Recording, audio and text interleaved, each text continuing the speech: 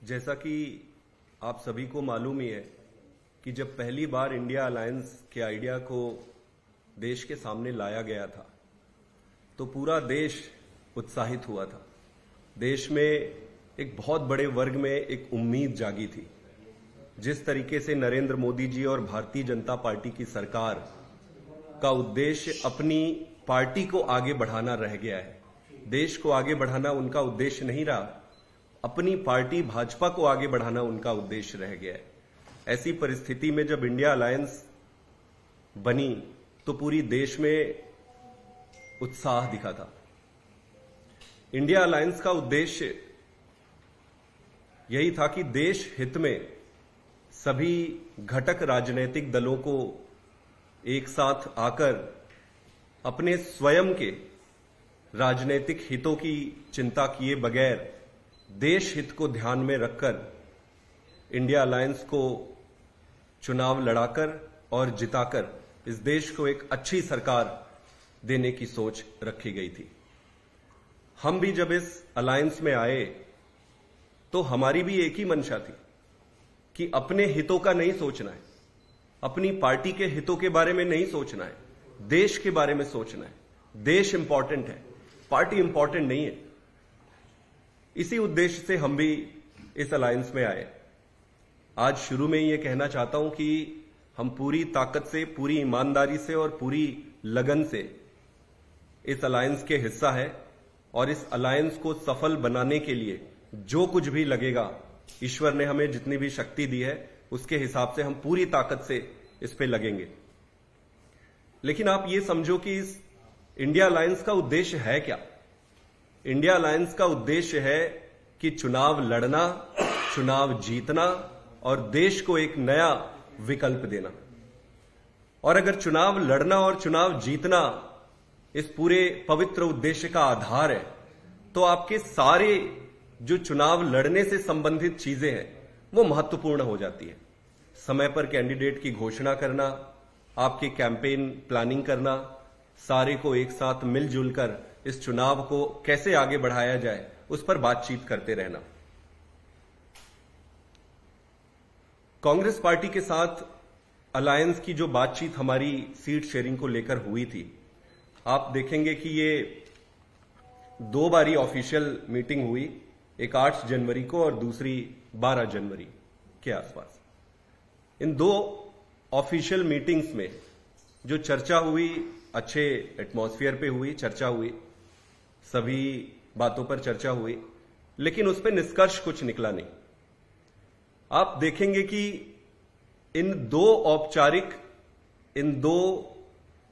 Official meeting के अलावा पिछले 1 महीने में कोई भी मीटिंग नहीं हुई है। 1 महीने हो गए मीटिंग का इंतजार करते कि अगली मीटिंग होगी, अगली मीटिंग में कुछ निर्णय निकलेगा और बात आगे बढ़ेगी। हमें बताया गया कि यात्रा चल रही है कांग्रेस पार्टी की, इसलिए शुरू में लेट हो रहा है, 2 दिन लेट होगा, 3 दिन लेट होगा। हम इंतजार करते रहे। इस बीच कई कांग्रेस पार्टी के प्रमुख लीडरों से मिलने का भी मौका मिला और उनको भी कोई आइडिया नहीं है, कोई क्लैरिटी नहीं है कि भाई अगली मीटिंग कब होगी। 1 महीने से ज्यादा होने को है।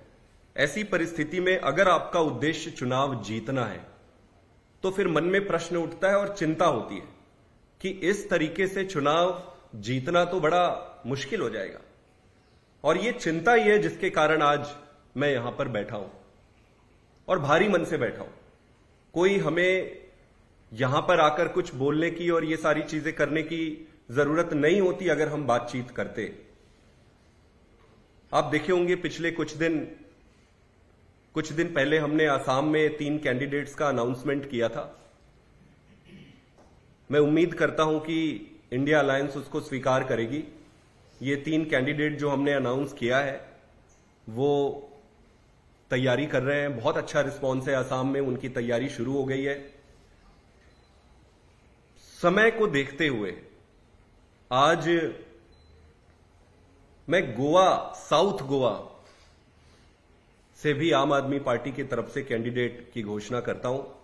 आम आदमी पार्टी की तरफ से हमारे लीडर वेंजी वेगास जो है, जो बेनुलिम से वहां के विधायक भी हैं, वो हम कैंडिडेट के रूप में उनकी घोषणा करते हैं और मैं उम्मीद करता हूं कि इंडिया अलायंस इसको स्वीकार करेगी, इसकी अनुमति देगी।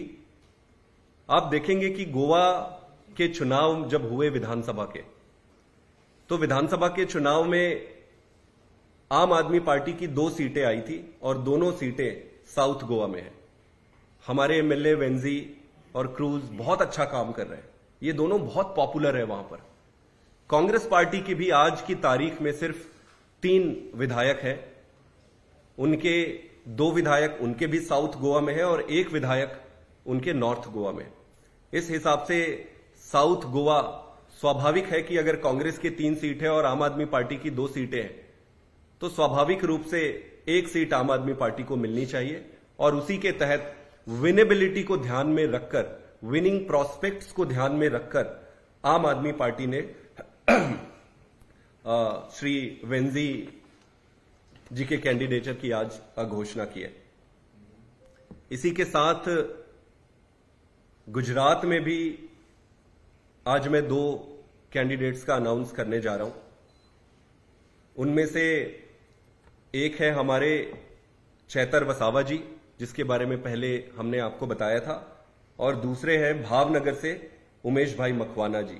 तो भरूच लोकसभा सीट से चैतर वसावा जी और भावनगर लोकसभा सीट से मैं उमेश भाई मकवाना जी के उम्मीदवारी की यहां घोषणा करता हूं आम आदमी पार्टी की तरफ से। मैं उम्मीद करता हूं कि इंडिया अलायंस इसको स्वीकार करेगी और खूब मेहनत करके ये सीट हम जीतेंगे। गुजरात के विधानसभा चुनाव में अगर आप देखेंगे तो 5 सीटें आम आदमी पार्टी की आई थी और लगभग 13% वोट शेयर मिला था। कांग्रेस पार्टी की यहां पर 17 सीटें आई थी और 27% वोट शेयर मिला था। अगर इसको प्योरली साइंटिफिक हिसाब से और मेरिट बेसिस पे आप देखें तो आम आदमी पार्टी को 1/3 सीट मिलनी चाहिए और कांग्रेस को 2/3 मिलनी चाहिए। तो इस हिसाब से हमारे 8 सीटें बनती है अगर आप प्योरली मेरिट को और विनेबिलिटी को परिप्रेक्ष्य में सामने रखें तो 8 सीटें बनती है। हमने 8 सीटें मांगी है इंडिया अलायंस से, कांग्रेस पार्टी से। आज हमने 2 सीटें अनाउंस करी है, बाकी की 6 सीटों का कुछ दिन के बाद विचार करके आपके समक्ष रखेंगे। कांग्रेस पार्टी 18 सीट पे लड़ ले और 8 सीट पे आम आदमी पार्टी लड़ ले, ये बड़ा मेरिट के हिसाब से, वोट शेयर के हिसाब से सबके सामने है। इस पे कोई लाग लपेट और कोई छुपाने की बात नहीं है। इसके साथ साथ दिल्ली के परिप्रेक्ष्य में भी मैं कुछ बातें रखना चाहता हूं। दिल्ली के चुनाव में भी आपने देखा होगा, लोकसभा में कांग्रेस पार्टी की 0 सीट है, विधानसभा में भी 0 सीट है, एमसीडी में चुनाव हुए उसमें 250 में से 9 सीटें कांग्रेस पार्टी की आई हुई है। अगर आप मेरिट बेसिस पे और ये पूरे आंकड़े को देखें तो कांग्रेस पार्टी की एक भी सीट इस डेटा के हिसाब से नहीं बनती है। लेकिन डेटा सिर्फ इंपॉर्टेंट नहीं है, जो अलायंस का धर्मा है और अलायंस का मान रखते हुए, कांग्रेस पार्टी की मान रखते हुए भी हम उन्हें 1 सीट ऑफर करते हैं। तो हमारा यह प्रपोजल है कि कांग्रेस पार्टी 1 सीट पे लड़े और 6 सीट पे आम आदमी पार्टी लड़े। आज कैंडिडेट की घोषणा हम नहीं कर रहे। मैं उम्मीद करता हूं कि दिल्ली के परिप्रेक्ष्य में बातचीत शुरू हो, बहुत जल्दी बातचीत का निष्कर्ष निकले, हम सारे अपने काम पे लगे और अगर फिर भी निष्कर्ष नहीं निकलता है तो हम अगले कुछ दिनों में जो 6 सीट हम कह रहे हैं उन 6 सीटों पे हम उम्मीदवार की घोषणा करेंगे और हम अपनी तैयारी, अपना काम शुरू करेंगे। गुजरात के परिप्रेक्ष्य में एक बारी मैं आपको फिर से एक चीज बताना चाहता हूं कि भरूच की सीट में जब हमने मांगा तो हमें कहा गया कि ये इमोशनल सीट है। हमने पूछा कि भाई ये क्यों इमोशनल है, तो बताया गया कि यहां अहमद भाई लड़ते थे और अब अहमद भाई की बेटी यहां से लड़ेगी। तो हमने इसका डेटा निकाला। डेटा अगर आप निकालेंगे तो 1977 से 1991 तक यहां पर चुनाव लड़े, उसमें आखिरी बार 1984 में कांग्रेस पार्टी जीती थी। 40 साल हो गए कांग्रेस पार्टी यहां चुनाव जीती नहीं है। उसको भी आप छोड़ दो, 2019 में आप देखेंगे कि बीजेपी को 55% वोट शेयर मिले थे और कांग्रेस पार्टी को 26% वोट शेयर मिले थे। तो पहली बात तो ये अहमद भाई वहां बहुत पहले लड़े थे, 1984 की बात है। ये 40 साल से यहां कांग्रेस हार रही। ना तो ये इमोशनल सीट है, ना अहमद भाई की सीट है, और ना ही ये कांग्रेस पार्टी की स्पेसिफिक सीट है जहां जीतने की प्रोबेबिलिटी है। मैं पूरी संजीदगी के साथ कहना चाहता हूं कि आज अगर भारतीय जनता पार्टी को हराना है तो आपको परिवारवाद से बाहर निकलना पड़ेगा। हमें यह नहीं देखना पड़ेगा कि कौन किसका रिश्तेदार है, किसको टिकट देनी चाहिए, किसका कौन रिश्तेदार है, किसको टिकट। आप प्योरली इस बात पे आपको जानना पड़ेगा कि कौन सी सीट कौन जीत सकता है और भाजपा को कौन हरा सकता है। आज भरूच में जिस तरीके से सेंटिमेंट से सारा का सारा भरूच चाहता है कि चैतर भाई वसावा उनके कैंडिडेट बने, सारा का सारा ट्राइबल समाज ये चाहता है कि चैतर भाई वसावा उनके कैंडिडेट बने। सारे भरूच में अगर इमोशनल बात कुछ है तो इमोशनल एक ही है, और वो है चैतर वसावा जी को वहां से कैंडिडेट बनाना चाहिए। मैं आज आपके सामने पूरी संजीदगी के साथ कहना चाहता हूं कि भारतीय जनता पार्टी को अगर एक सीट पे अगर कोई हरा सकता है तो हम भरूच की सीट पर चैतर भाई वसावा इंडिया अलायंस के तरफ से हरा सकते हैं।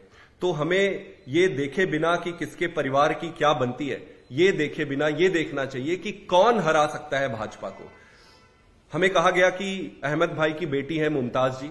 मुमताज जी दिल्ली में रहती हैं, उनका कोई राजनीतिक पकड़ भी नहीं है। तो मेरा यह मानना है कि ये कोई इमोशनल सीट, ना तो इमोशनल सीट है, ना कांग्रेस पार्टी की ये सीट है। इसी तरह से अगर आप देखेंगे कि हरियाणा में, चंडीगढ़ में बातचीत जल्दी शुरू होनी चाहिए और वहां पे जल्दी निष्कर्ष निकलने चाहिए।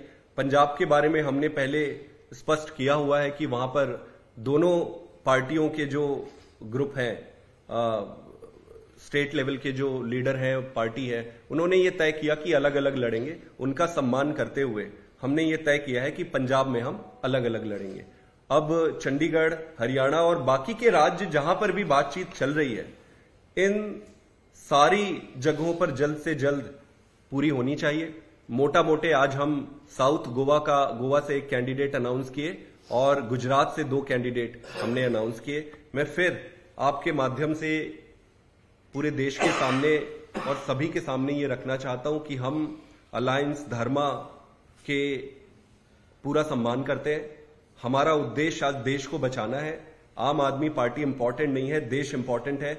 लेकिन यह देखना पड़ेगा कि भारतीय जनता पार्टी को कौन और कैसे हरा सकता है, इसी पर काम करना चाहिए।